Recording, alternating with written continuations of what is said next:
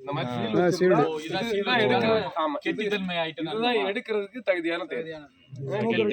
விளைஞ்சிருச்சு than of size seal ஆயிடுச்சுன்னா எடுங்க. ஃபுல்லா சீல் வைக்க விட்டா ஃபுல்லா சீல் வச்சிடுச்சுன்னா சோம்பேறி ஆயிரும் தேனி. இப்ப நம்ம தான் ஒரு 10 கோடி ரூபாய் மேல வந்து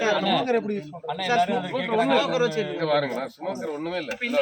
இதுல பாருங்க அட்டைக்காயம் தான் இங்க பாருங்க அட்டைக்காயம் தான் போட்டுருக்கிறேன். கொஞ்சம் பத்த வச்சு கொஞ்சம் தேங்காய் பஞ்சை போட்டு பத்த வச்சு அட்டைக்காயம் போட்டாங்க. மீண்டும் தேங்காய் பஞ்சையை உள்ள போட்டு அடிச்சிங்கன்னா சாம்பல்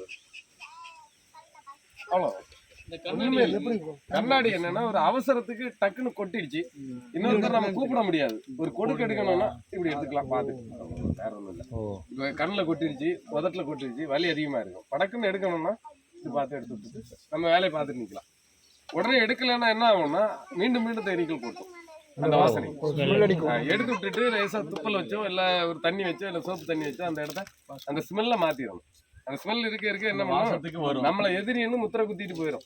ஐசோபெட்டாசிட்னு சொல்லக்கூடிய ஒரு ஆசிட் தான் அதுல சுரக்கக்கூடிய கதப்பா இருக்கும். அந்த வாசனை ஸ்ப்ரே மாதிரி வாசனை வரும். நமக்கு கப்படிக்கும் கொஞ்சமா இருக்கிறதுனால தெரியறது இல்லை. இருந்தாலும் ஒண்ணு கொட்டி இருந்தா அது மோந்து பாத்தீங்கன்னா தெரியும். அது என்ன ஒரு எத்தனை ஒரு சின்ன துளியாட்டு தான் இருக்கும்.